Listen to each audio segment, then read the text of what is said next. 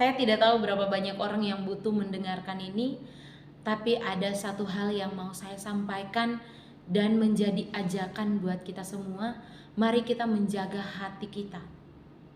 Mari menjaga kemurnian hati, mari menjaga kebersihan dan kebaikan hati kita. Sebab hati kita adalah sumber daripada kehidupan kita sendiri. Saudara, orang lain tidak punya tanggung jawab untuk menjaga hati kita. Orang lain tidak punya kewajiban untuk menjaga hati kita. Yang punya tanggung jawab, yang punya kewajiban untuk menjaga hati kita adalah diri kita sendiri, bukan orang lain. Dan itu yang diajarkan firman Tuhan bagi kita.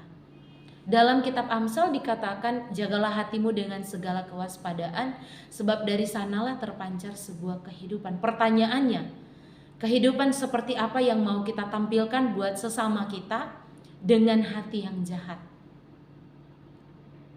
Atau kehidupan seperti apa yang mau kita persembahkan kepada Tuhan dengan hati yang jahat?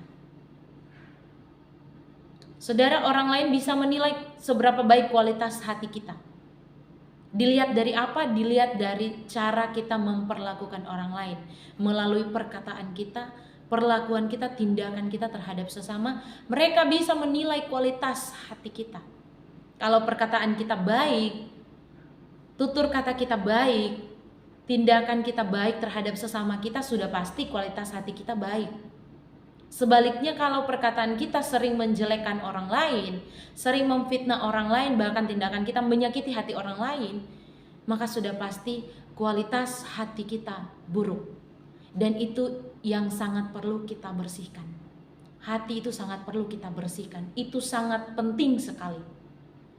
Saudara, saya punya pengalaman yang sampai saat ini menjadi ingatan terburuk saya tentang bagaimana perkataan orang itu bisa sangat menyakiti kehidupan saya.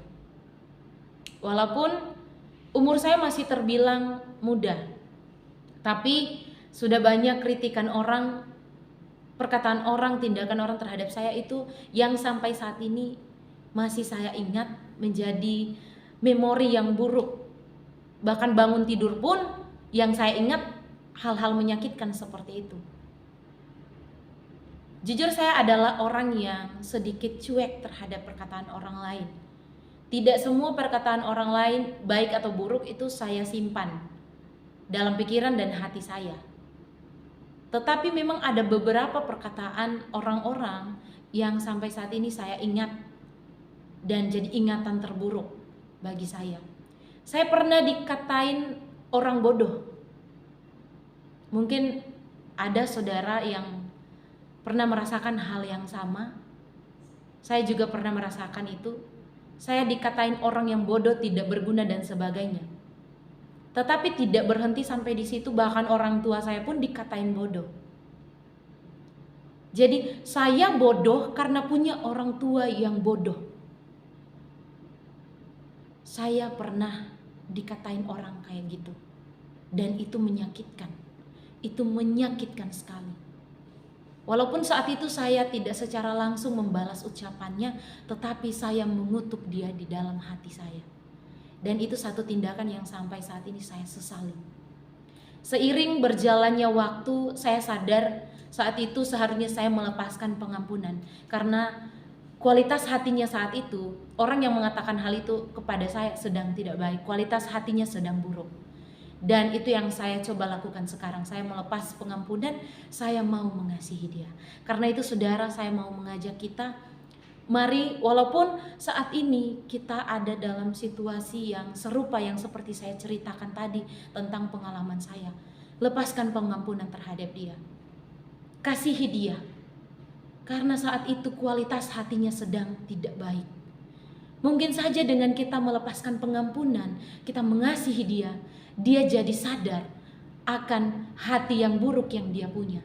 Dia punya kesadaran untuk memperbaiki hatinya, dia punya kesadaran untuk membersihkan hatinya.